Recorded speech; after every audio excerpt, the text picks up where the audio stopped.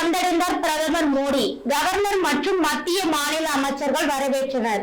அரியலூர் மாவட்டம் கங்கைகொண்ட சோழபுரத்தில் நடைபெறும் மாமன்னர் ராஜேந்திர சோழனின் ஆடி திருவாதிரை நிகழ்ச்சியில் பிரதமர் மோடி பங்கேற்க உள்ளார்.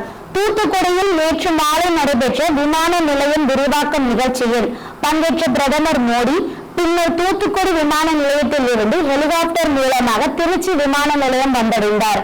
திருச்சி விமான நிலையத்தில் தமிழக ஆளுநர் ரவி, மத்திய இணையமைச்சர் எல் முருகன், தமிழக நகராட்சி நிர்வாகத்துறை அமைச்சர் KN நேரு, திருச்சி நாடாளுமன்ற உறுப்பினர் துரை வைகோ, பாரதிய ஜனதா கட்சியின் மாநில தலைவர் நயினார் நாகேந்திரன், தமிழ் மாநில காங்கிரஸ் கட்சியின் தலைவர் GK வாசன் உள்ளிட்டோர் அவரை வரவேற்றனர்.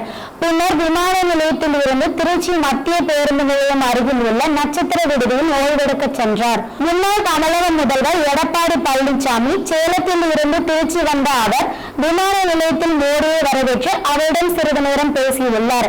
இதனிடையே செய்தியாளர்களுக்கு பேட்டியளித்த தமிழ் மாநில காங்கிரஸ் கட்சியின் மாநில தலைவர் GK வாசன், தமிழ்நாடு வளர்ச்சி மீது அக்கறை கொண்டுள்ள மத்திய அரசு தொடர்ந்து தமிழ்நாட்டிற்கு பல்வேறு திட்டங்களை கொடுத்திருப்பது நன்றிக்குரியதாக உள்ளது. தொடர்ந்து தமிழர்களின் எண்ணங்களை பிரதிபலிக்கக்கூடிய அரசாக மத்திய அரசு உள்ளது என தெரிவித்தார்.